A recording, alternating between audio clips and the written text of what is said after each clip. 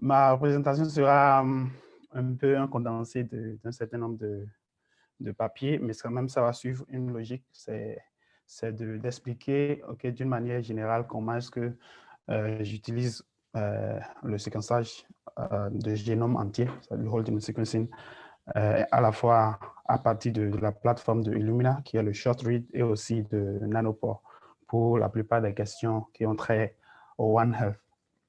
Et il s'agirait notamment de questions relatives à comment est-ce que nous procédons dans les investigations des épidémies, comment est-ce que nous faisons le source tracking. Quand il y a, par exemple, une maladie, que ce soit une épidémie ou une endémie dans une localité, quand c'est lié peut-être à un aliment, comment arriver à traquer à faire la traçabilité à partir, bien sûr, de la génomique.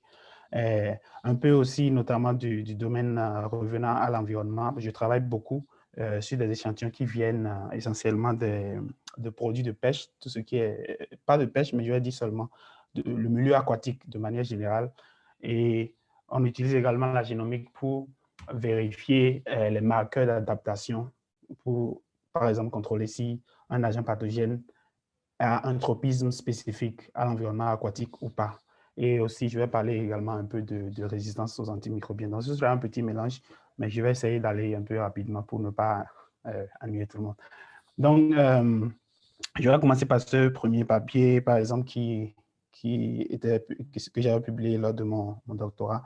C'était essentiellement sur le choléra, par exemple, où je travaillais au niveau du lac Victoria, qui est le plus grand lac du continent africain. Ça se situe à l'est, notamment partagé entre la Tanzanie, le Kenya et l'Ouganda. Donc, ici, j'ai utilisé le whole genome sequencing pour traquer, comme je le disais au départ, la source des épidémies de choléra dans la zone autour du lac Victoria. Donc, j'ai pris des échantillons à la fois chez les patients, mais aussi chez les échantillons de poissons, de phytoplancton, d'eau, comme je le disais dans le lac Victoria. Et ces échantillons venaient également aussi des patients. Et bien sûr, on a passé par la culture, la PCR, les méthodes classiques, mais à la fin, dans ce papier, j'ai utilisé essentiellement de Illumina, qui est le séquençage par short read. Et de manière générale, l'essentiel, si vous voyez sur le map, j'ai marqué, c'est un peu moins visible, mais j'ai marqué plus ou moins les zones où j'ai pu collecter les échantillons, que ce soit les échantillons humains comme les échantillons environnementaux. Et donc, le message essentiel qui vient d'ici, c'est qu'à partir du whole genome sequencing, d'abord, j'ai essayé de confirmer si ces échantillons qui venaient de l'environnement avaient de marqueurs génétiques qui les caractérisaient de l'environnement. Et je montre ici quelques-unes, par exemple, des marqueurs comme les marqueurs qui leur permettent de résister aux métaux, qui sont de plus en plus nombreux dans le milieu aquatique. Je montre ici également aussi les auto-inducteurs. Je ne sais pas comment les mettre en français, mais c'est des marqueurs qui sont beaucoup utilisés par Vibrio lors du quorum sensing. Quand il y a du stress environnemental, c'est ça qui leur permet de survivre en tuant certains autres de leur corporation, de leur propre compartiment pour survivre. Donc, vous avez ça. Vous avez aussi le Two Component System qui aussi intervient dans le quorum sensing. Donc voilà, certains marqueurs, par exemple, qu'on peut détecter à partir du whole genome. Quand vous avez le génome entier avec vous, chaque bloc que vous voyez ici, c'est des gènes, en fait. Par exemple, si vous faites la PCR, c'est pour détecter, par exemple, juste la présence d'un gène. Mais là, quand vous avez les contigs ensemble, vous êtes capable maintenant de détecter chaque compartiment qui répond à votre question. Ce n'est pas vraiment, je ne vais pas trop détailler pour aller plus vite. Ici, par exemple, je suis passé maintenant à la phylogénie. C'est toujours dans le même papier. Et c'est pour tracer, en fait, pour voir est-ce que ce qui se passe au niveau des humains, parce que les échantillons étaient collectés lors d'une épidémie. Il y avait du outbreak dans le temps. Et donc, vous constatez ici, par exemple, j'ai au moins 3 clusters que j'ai piqué du grand cluster ici, que j'ai mis à part. Et vous voyez des échantillons de phytoplancton qui sont complètement ensemble. C'est le nombre de SNP, single nucleotide polymorphism, que nous avons entre les échantillons humains et les échantillons aquatiques ici, c'est de moins de 10. Ça veut dire que c'est pareil aussi pour les échantillons ici, quand vous voyez les échantillons qui viennent du Congo. Ça, c'est autour du lac Tanganyika. J'ai des échantillons de poissons et aussi d'eau du lac Victoria et de Tanganyika qui sont très proches des échantillons de souches humaines provenant de la RDC. Et quand je descends ici, et puis rapidement, un background sur le lac Tanganyika, c'est le Tanganyika, contrairement au Victoria, est partagé entre le Congo, la Tanzanie, le Burundi, un peu de la Zambie, vers le nord. Ils aussi, ils en ont un peu. Ça, c'est le message qui sort de ce papier, c'est que le Vibrio cholera qui sort du lac Victoria de manière essentiellement, c'est des agents, ils sont pathogéniques et c'est les mêmes souches pratiquement qui se retrouvent à la fois chez les humains, que ce soit de la Tanzanie, du Kenya, de l'Ouganda ou comme aussi de la RDC. Et ça, c'est à partir du génome entier que vous pouvez faire cette traçabilité facilement. Et maintenant, là où je montre un peu les limites du séquençage, c'est que parfois, il faut aussi coupler les études génomiques avec des études épidémiologiques de bon niveau. Donc ici, par exemple, j'ai essayé de quitter un peu le labo. Je suis allé au niveau du ministère de la Santé, à la fois le ministère à Zanzibar et le ministère à Dar es Salaam, parce que la Tanzanie fonctionne à deux volets. L'État de Zanzibar est carrément semi-indépendant. Donc là, j'ai pris carrément des données épidémiologiques du choléra sur toute une période. Et ça m'a permis de voir, j'ai fait une régression de ces données-là ensemble avec les données de population. Vous pouvez voir ici, par exemple, j'ai pris la proportion de population urbaine, la proportion de cours d'eau dans la région, le nombre en tout cas, en termes d'urbanisation, dans la proportion d'urbanisation, notamment combien de ménages possèdent de télévision, de radio. C'est une manière, en fait, de voir quels sont les drives, les facteurs qui peuvent montrer que, par exemple, quand les gens sont beaucoup plus urbanisés, ils sont peut-être beaucoup plus exposés ou moins exposés. Quelle est la proportion des gens qui vivent dans les zones où ils ont accès à l'océan ou à des milieux marins. Mais ce que vous pouvez constater, c'est que, par exemple, si vous voyez ce facteur, par exemple, le périmètre d'eau, c'est-à-dire pour chaque périmètre d'eau qui augmente pour toutes les régions de ces pays-là, où vous avez beaucoup plus de cours d'eau, il y a de forts risques, par exemple, qu'il y ait beaucoup plus d'épidémies. Parce que la variable indépendante ici, c'était l'incidence du choléra dans cette région-là de manière spécifique. Pour aller un peu plus vite, j'ai fait après une étude géospatiale avec SAT-SCAN, couplé avec QGIS. Et ça m'a permis de détecter en fait quelles sont les zones les plus, comme on parle de hotspot determination, pour permettre quand même aux autorités de savoir dans quelle zone il faut intervenir.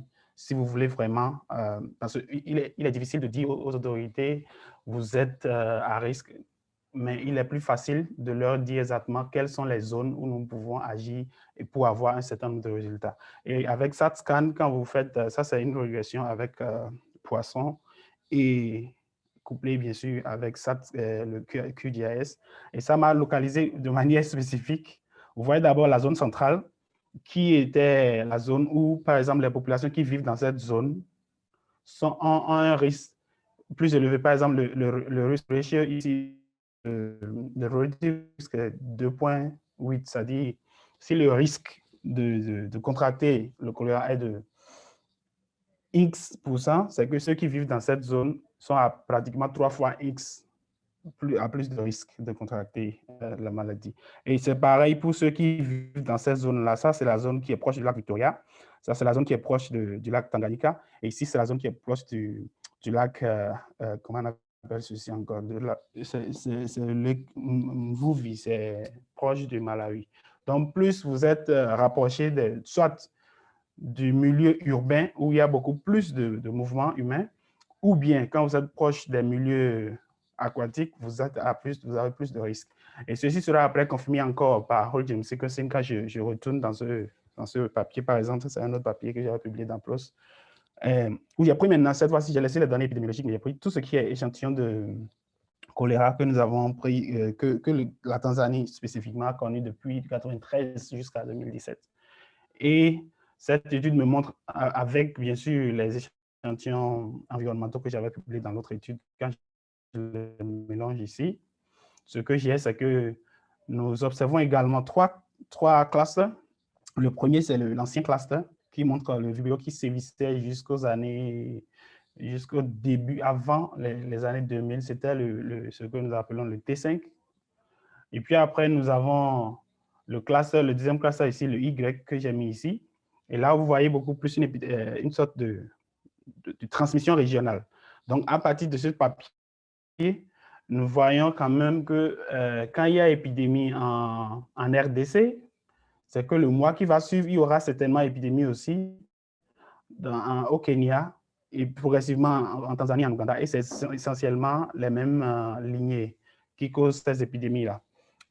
Si je dois retourner ici rapidement. Et ici aussi, dans la lignée X, j'ai fait X, Y, Z, non, la lignée Z par exemple, qui montre également aussi une distribution entre les pays de l'Est, où vous voyez beaucoup la Tanzanie, vous voyez le Kenya, presque eux tous, même le Yémen. Mais là, c'est que l'histoire derrière ceci, c'est que c'était des marchands de la Tanzanie qui ont contaminé ceux du Yémen. Par contre, la Tanzanie a reçu les T13, parce que ça, c'est la lignée T13. Je ne veux pas donner trop de détails pour aller vite. La lignée T13 qui a causé l'épidémie de 2017 à 2019, c'était une lignée qui venait du Burundi. Parce que si vous vous souvenez, en 2015, il y avait eu une sorte de, comment on appelle, de coup au Burundi, de coup d'État raté, bien sûr, de Nkurunziza, qui a raté. Et dans cette période, il y a eu beaucoup de mouvements après, et la Tanzanie a reçu beaucoup de réfugiés de la part des Burundais.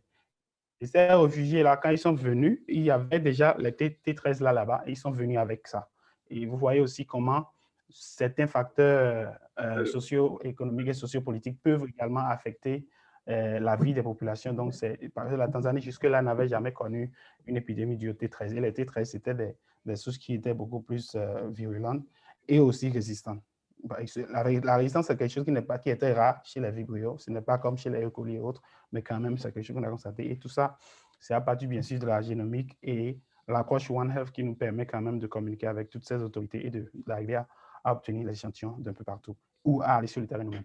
Je quitte un peu l'Afrique de l'Est et je descends un peu vers l'Asie pour toujours où j'ai toujours appliqué le whole genome sequencing dans mes travaux. Là, je retrouve encore le milieu marin où j'ai pris des échantillons de...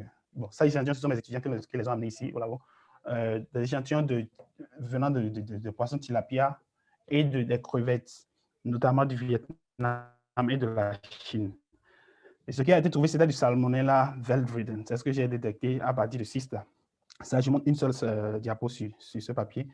Et Salmonella veldriden n'est pas assez connu dans nos milieux, disons en Afrique, même pas ici en Europe, mais ça se vit beaucoup. Ça fait partie des 3 top Salmonella. Quand on parle de Salmonella en Asie, tout au moins au sud-est de l'Asie, c'est dans les 3 tops au niveau des humains.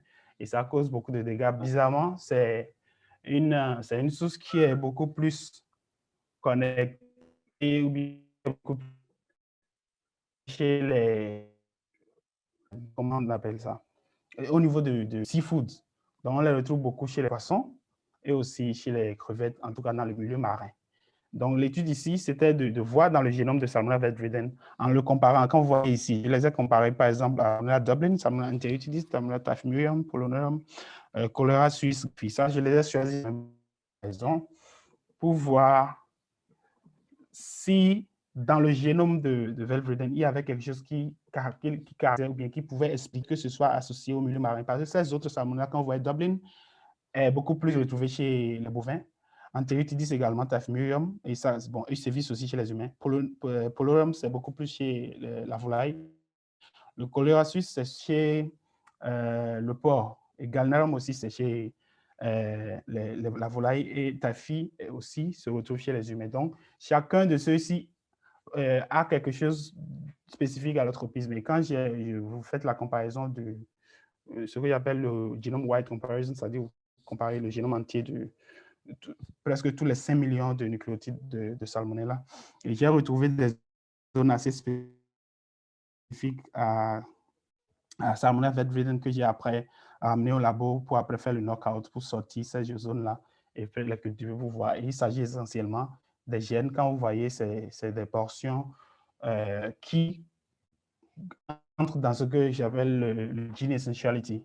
C'est des gènes essentiels pour valvulidine de suivre dans l'environnement aquatique comparé à ces autres salmonelles qui n'ont pas ces marqueurs-là.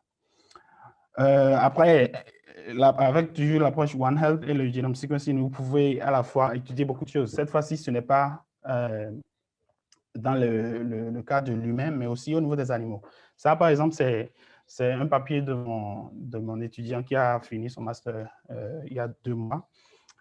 Et son travail était essentiellement sur les aliments des animaux, donc la provenance du porc.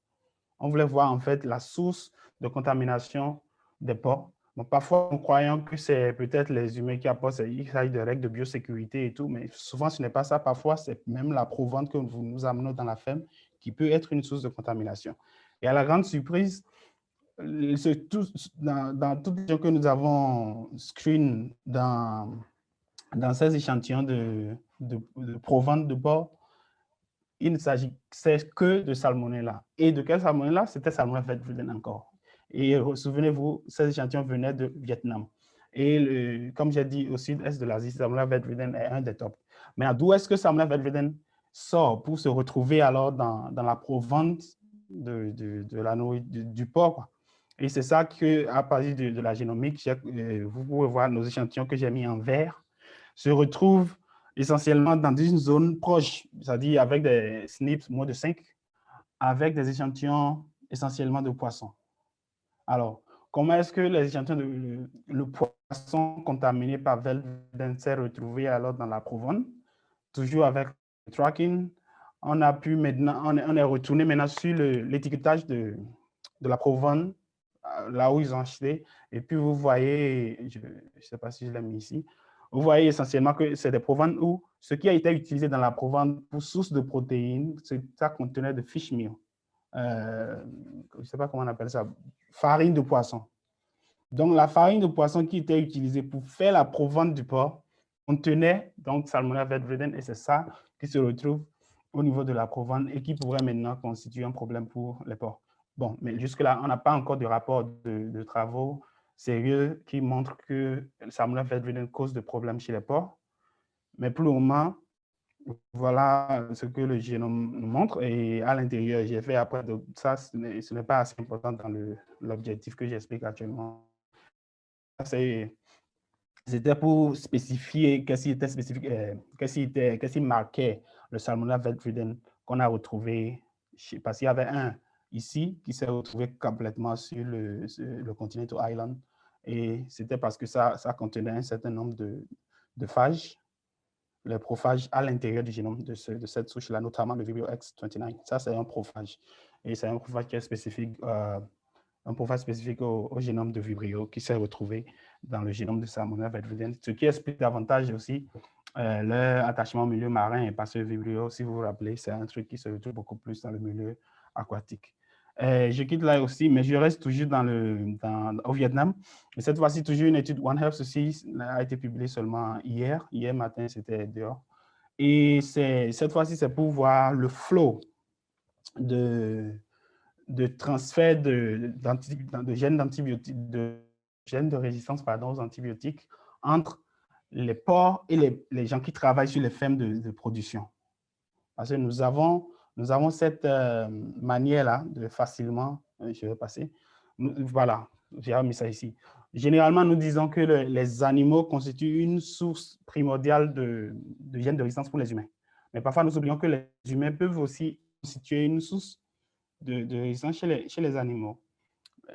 Jusque-là, il n'y a pas vraiment une étude claire qui nous montre la direction. Nous savons quand même qu'il y a transfert, mais la direction n'est toujours pas claire. Donc, l'étude ici a constitué à analyser plus de 100 génomes, 100 échantillons venant des porcs et aussi de leurs producteurs et de ceux qui travaillent sur la ferme. On a pris des échantillons de fesses chez eux tous pour voir quel est le flot de transfert.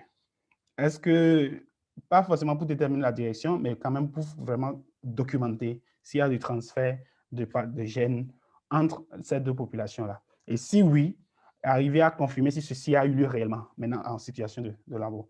Donc, voilà, je passe directement. Les gènes que nous avons retrouvés hein, de manière dans le génome, c'est toujours du whole genome sequencing. Nous avons retrouvé essentiellement les gènes à ISBL, c'est du Blastitis M55, CTS M27. C'était les deux là qui étaient les plus nombreux. Après, il y a eu 14 M15 et M65. Mais il y a aussi des CMY et des OXA. Et puis les OXA, et puis les CMY, là vous êtes maintenant dans les carbapenem. Et nous avons aussi les MCA, je vais revenir là-dessus, qui sont pour la résistance aux cholestine. Quand vous voyez ici dans ce tableau, c'est des gènes qui se retrouvent sur les plasmides, sur le chromosome. Mais la plupart sont sur le plasmide. Il n'y a que les CMY, par exemple, les CMY2 et le CMY2 qui se retrouvent essentiellement sur le chromosome. Sinon, les autres se retrouvent dans les plasmides. Mais encore, un détail spécifique, c'est que, bon, je vais revenir là-dessus.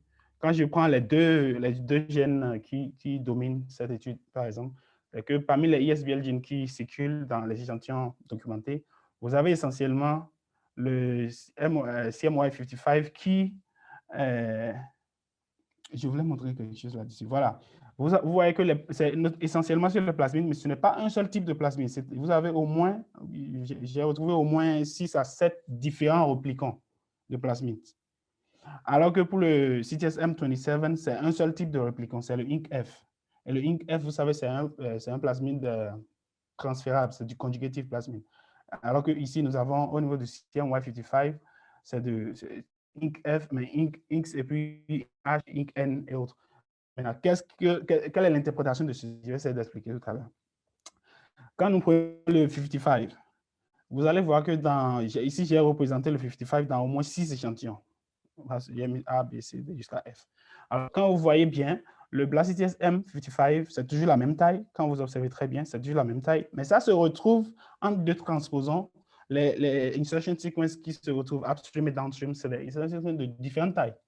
Vous voyez ici, par exemple, dans l'échantillon A, le ECPE1 qui est ici, a le upstream et le downstream, vous voyez bien la taille. Mais quand vous voyez ici au niveau de l'échantillon 2, la taille diffère tout au moins pour le insertion sequence CPE1. Et quand je descends sur l'échantillon 3, c'est pareil. Donc, nous avons une sorte de changement. Donc, c'est le même gène qui est sur différents plasmides, mais aussi dans différents contextes, dans différents arrangements. Du coup, on ne peut pas tout de suite dire qu'il y a un transfert. Parce que si normalement il y a un transfert, ça devrait être le même arrangement dans tous les échantillons. C'est pareil, hein, si je descends à CMY2, qui est un carbapen, vous voyez ici que regardez par exemple entre l'échantillon A et le B qui est ici, ce qui est downstream du A, c'est plutôt du type 4 Pili. Mais ici, c'est plutôt du delta BLS, c'est du partial BLS.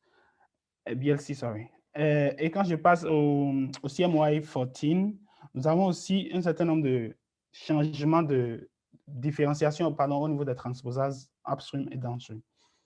Mais quand je prends, par contre, le Blastitis M27, il y a une sorte de concordance au niveau de l'arrangement. Parce que quand le gène veut bouger, le gène bouge avec ses transposons. Et vous voyez exactement la même taille, upstream et downstream. Ce qui nous suggère que CTS M27 qui, si je retourne à ce tableau, vous voyez, est essentiellement sur un seul type de plasmide dans tous les échantillons. Je suis à 36 échantillons, mais c'est le seul type. Alors que les autres, c'est essentiellement sur plusieurs différents types de plasmides. Ici. Et donc, il y a de soupçons que le Blastitis M27 soit en train de se transférer par un seul type de plasmide et de manière beaucoup plus fréquente. Mais ceci sera documenté. Alors, j'ai pris ici le CTS M25 pour voir qu'est-ce qui fait que ça ne se transfère pas comme l'autre. Et là, d'abord, première chose qu'il faut constater, c'est que c'est des types de plasmides qui contiennent beaucoup de gènes de résistance, notamment ça contient à la fois des gènes de résistance à la cholestine, MCR3, ça contient des tétracyclines, des aminoglycosides. Voilà le Blastitis M55 qui est ici, avec ces insertion sequence upstream et downstream là. Et j'ai un certain nombre de effluent pumps qui sont en bas. Et puis, de l'autre côté, je vois aussi beaucoup de gènes qui codent pour la résistance aux métaux lourds à l'intérieur du même plasmide.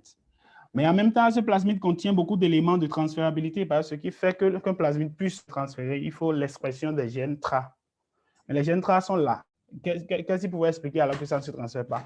Mais là, il faut maintenant confirmer au labo. Il faut descendre maintenant de la biostatistique, pardon, de la bioinformatique et revenir au labo avec les échantillons. Et c'est ce que nous avons fait. Mais j'essaie d'abord de présenter ce qui se passe au niveau des plasmides. Donc, au lieu de faire la phylogénie des souches, je fais d'abord des plasmides eux-mêmes d'abord. Donc, de chaque génome, j'ai extrait les plasmides et puis j'ai fait une phylogénie. Et comme je vais montrer, vous voyez que les plasmides qui contiennent le Blastocyst M55 sont beaucoup plus divergents. Vous le voyez avec au moins 4, alors que les plasmides qui contiennent le M20 sont beaucoup plus concordants. Néanmoins, cela nous dit que et ce qui va se passer après, c'est quand je vais faire maintenant la conjugaison. Donc, je suis revenu au labo pour faire maintenant l'expérience de conjugaison. Le professeur Farouk avait expliqué dans sa présentation tout à l'heure comment le mécanisme se passe. Donc, dans cette expérience, j'ai pris trois échantillons, pardon, qui contiennent le plasmide qui contient Blastocyst M55. Et puis, j'ai pris aussi 3 échantillons représentant les plasmides qui codent pour Blastocyst M27. Et qu'est-ce que je constate? Ça, c'est un donneur, par exemple, qui est ici, le donneur 1. Et quand vous voyez au moins, bon, la bande qui est ici, c'est la bande chromosomale, donc ça n'a aucune importance. Profiling, non, chromosome. Le chromosome se dépose ici, mais le plasmide continue. Le plasmide continue. Donc, si je prends le donneur numéro 1 qui contenait M55, ça a au moins 4 plasmides qui sont là, comme vous voyez. Et bien sûr, je les ai sélectionnés. Les donneurs, je les ai sélectionnés avec du cefotaxime. J'ai mis du cefotaxime dans le milieu quand je puis pour les récepteurs résistants à la rifampicine. Donc, pour les transconjugantes, il faut ajouter maintenant de la rifampicine dans le même milieu afin de sélectionner les transconjugantes. Donc, quand vous voyez les transconjugantes, ça fait un peu rire. Et que les transconjugantes n'ont pris que le plasmide qui contenait exactement le Blastocyst M55. Et c'est pareil pour 2.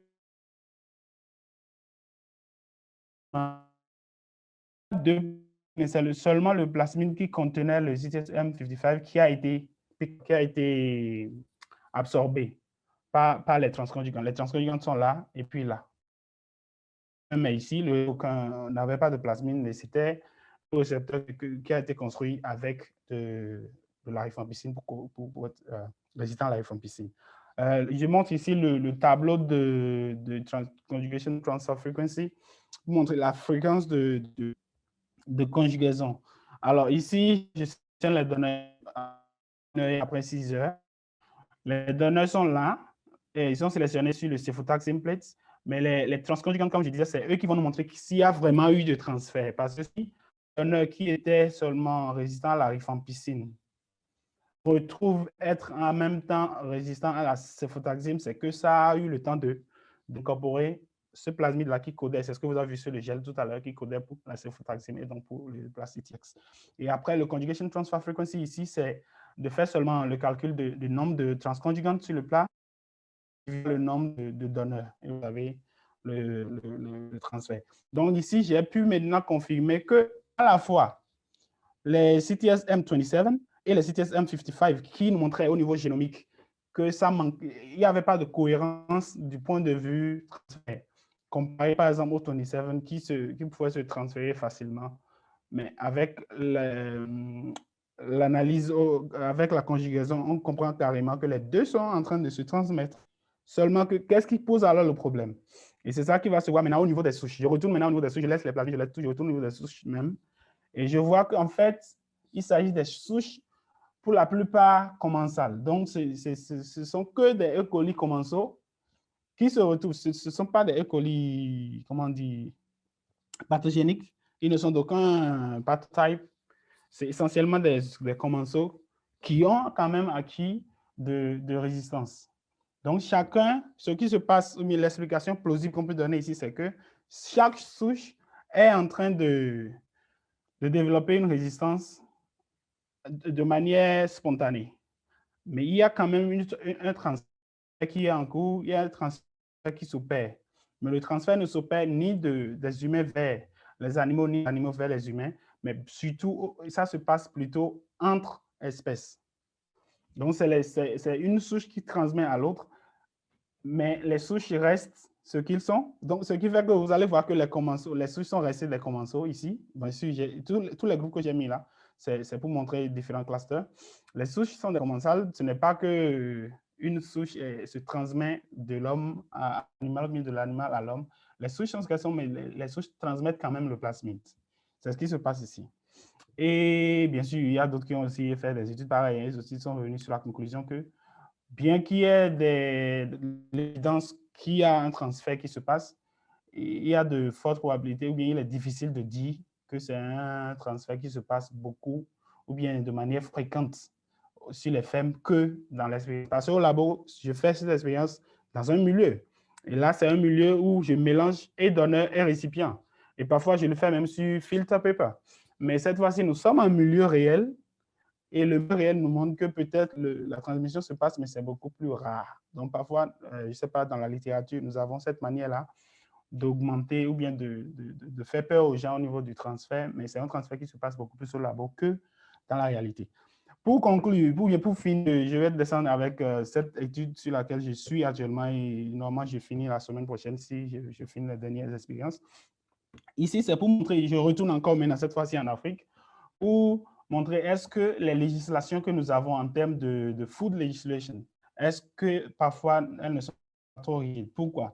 Les pays qui exportent beaucoup le poisson, je prends par exemple les pays autour du lac Victoria toujours, c'est par exemple l'Ouganda, la Gambie, la Tanzanie, c'est des pays qui dépendent beaucoup du lac et exportent beaucoup de poissons.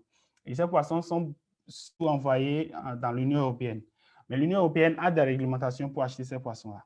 Si c'est des poissons qui sont contaminés par E. coli, il y a un niveau. La législation dit qu'il ne faut pas que ça dépasse, je crois, 10,6 CFU dans un gramme de poisson.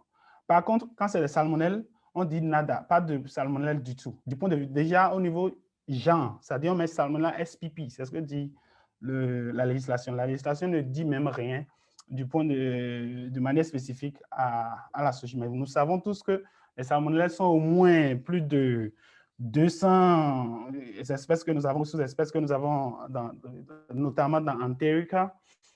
Et donc, l'étude ici, c'était de prouver que certains de ces salmonelles qui se retrouvaient chez les poissons n'étaient pas pathogéniques et donc ne devraient pas faire objet de condamnation. C'est ça l'objectif que je poursuis, c'est une étude que je suis encore dessus. Donc, c'était ce background pour montrer quand même que quand le poisson qu'on devrait envoyer dans l'Union européenne, si c'est pour être vendu à 5 $ le kilo, quand c'est condamné et que ça devrait retourner au marché local, ça perd de valeur de plus de 80%, ça peut être vendu à moins d'$1 le kilo. Si on doit vendre ça sur le marché local, il faut envoyer carrément en RDC, bien au Burundi, en tout cas sur les marchés locaux.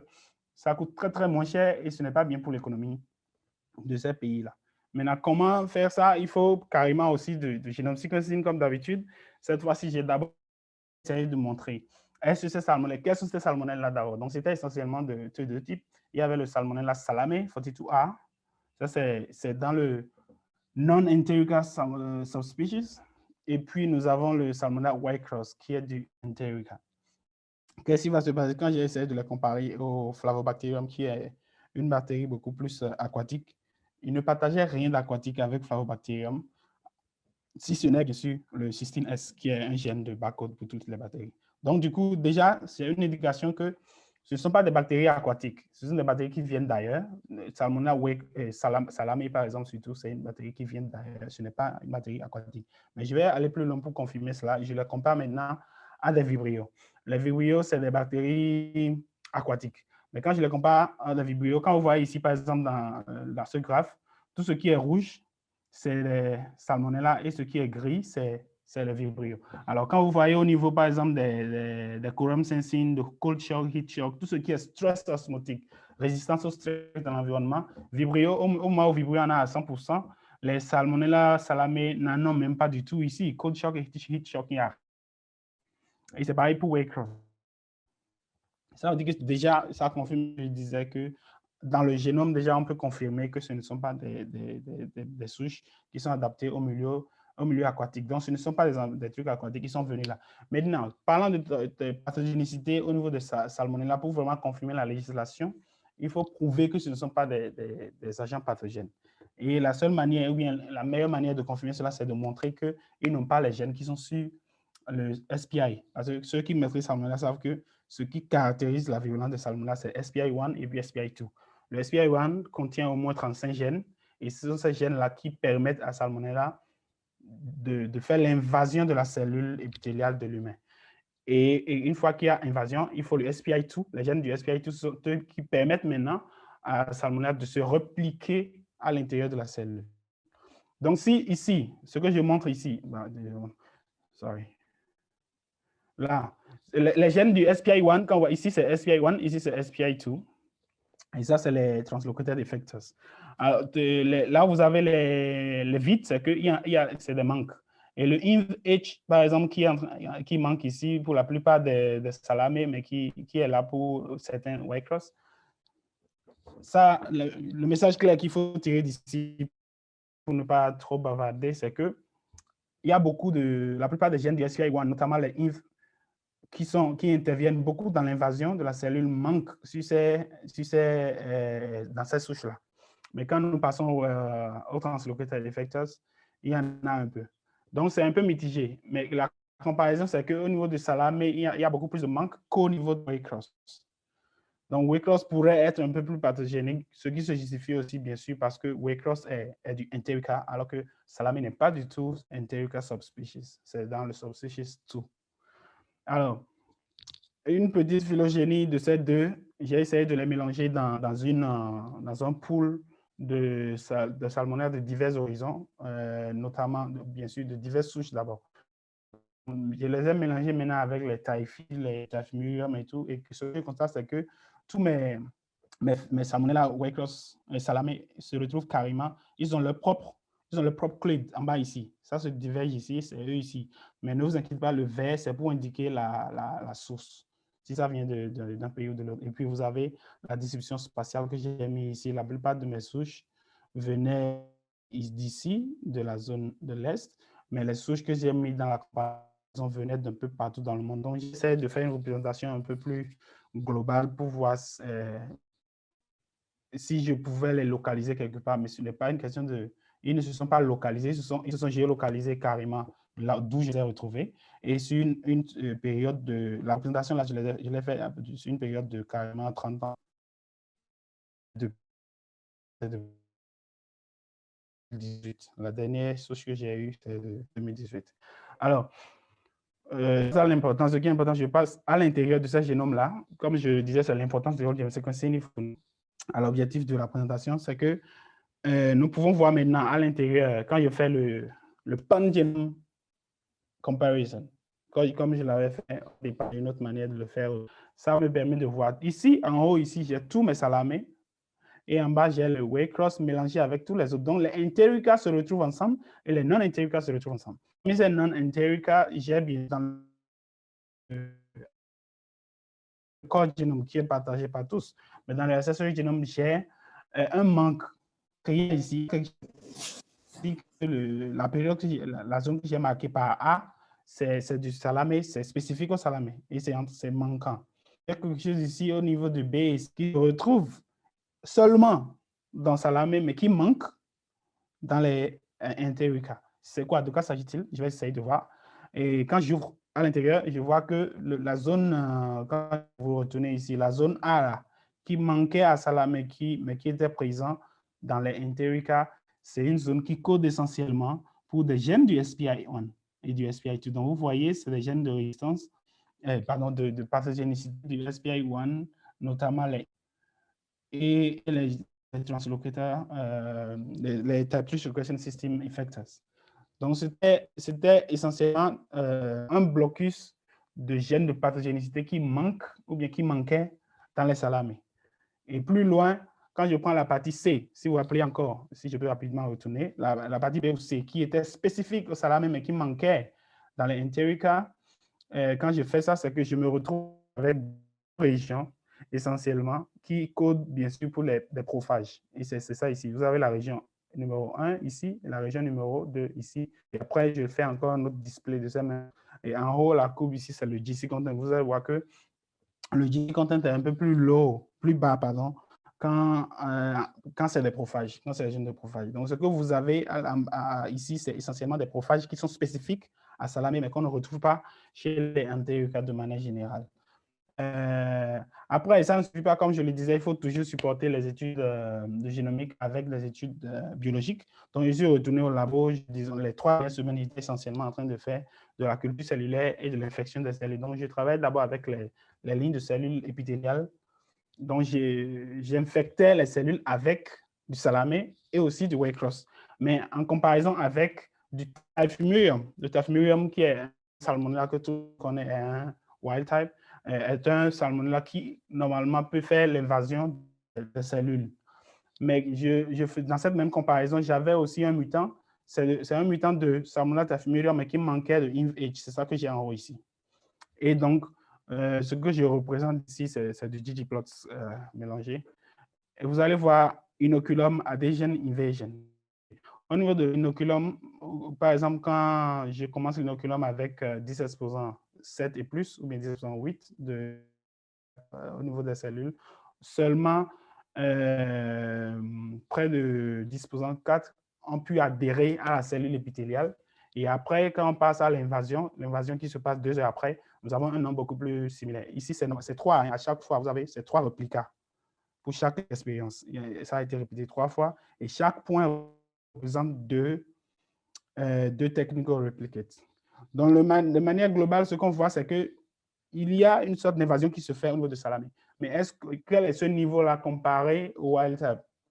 Quand on vient ici maintenant, on voit beaucoup plus clair, c'est que voici le mutant de Typhimurium qui devrait, en principe, ne pas invaser, ou bien comment on va dire en français, invade la cellule épithéliale, mais nous avons le wild type qui arrive à le faire. Et voici les Salamés qui sont en bas ici complètement, même en bas c'est-à-dire un niveau d'invasion beaucoup plus bas comparé même au contrôle négatif. Donc, clairement, les Salamés ne sont pas vraiment pathogéniques. C'est ce à quoi, c'est la conclusion que nous allons avoir, mais pas encore, il ne faut pas s'arrêter là. Ça, c'est pour Waycross. Et la suite que je vais commencer la semaine prochaine serait de cette fois d'infecter dans les macrophages. Juste ce que j'ai fait, c'était dans les cellules épithéliales.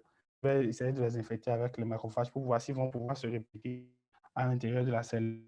Toujours à Typhimurium et après, essayer de faire le transcriptomique pour expliquer quels sont les mécanismes, les pathways au niveau, à l'intérieur de chaque cellule quand ils se retrouvent. Donc, je crois que c'est là que je vais m'en arrêter. Et la conclusion générale que je donne ici, c'est que, quelles que soient les contributions des études génomiques, il faut toujours les supporter logiques, notamment avec des données épidémiologiques. Quand il s'agit des études d'investigation d'épidémie ou de données épidémiologiques, comme je l'ai montré, je crois, dans le... Mais quand c'est d'autres études beaucoup plus au niveau des marqueurs biologiques. Si, je crois que je vais m'en arrêter. Merci. Merci pour l'applaudir. On a beaucoup de retard sur le programme, mais on a une demi-heure de retard. Donc, on va prendre maximum 2 questions. Une question en salle et peut-être une question en ligne. Alors, est-ce qu'en salle, il y a des questions? Oui, monsieur? Non? Docteur?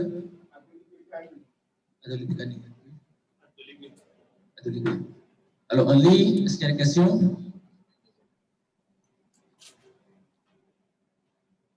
Personne? Allô? Allô, oui? Allô? Oui, je voulais poser une question. C'est qui? Monsieur Dembélé? Oui, docteur Dembélé. Ok. Alors, je m'excuse parce que je suis déjà arrivé en retard. Oui. Mais ce que j'ai pu suivre, je trouve vraiment que c'est très intéressant. Je voulais remercier le présentateur. Alors, ma question, je voulais demander à comprendre davantage, parce que ce que j'ai suivi, lorsqu'il a parlé du poisson envoyé au niveau de l'Union européenne, lorsqu'il ne respectait pas les normes, il dit qu'on pouvait le ramener sur le marché local et que ça perdait sa valeur économique. Maintenant, moi, ce qui me dérange un peu, je ne sais pas, est-ce qu'en ce moment, la question de sécurité sanitaire par rapport aux consommateurs sur place, qu'en est-il? Est-ce qu'ils ont il y a un dispositif en interne, en local, pour pouvoir gérer cet aspect? Voilà ce que je voulais poser comme question. Merci, professeur. Merci.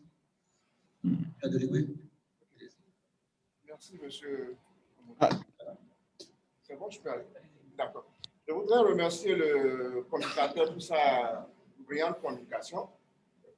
Alors, grâce à cette communication, nous avons eu un peu plus en détail l'importance de l'utilisation du séquençage du génome entier, des méthodes de génomique fonctionnelle dans l'application du One Health.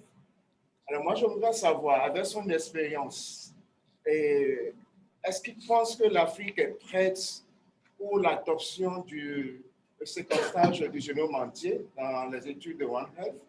Et sinon, quelles sont les méthodes alternatives qu'il nous conseille afin que nous puissions avoir des résultats qui soient plus ou moins fiables, qui se rapprochent de ce qu'il a eu comme résultat?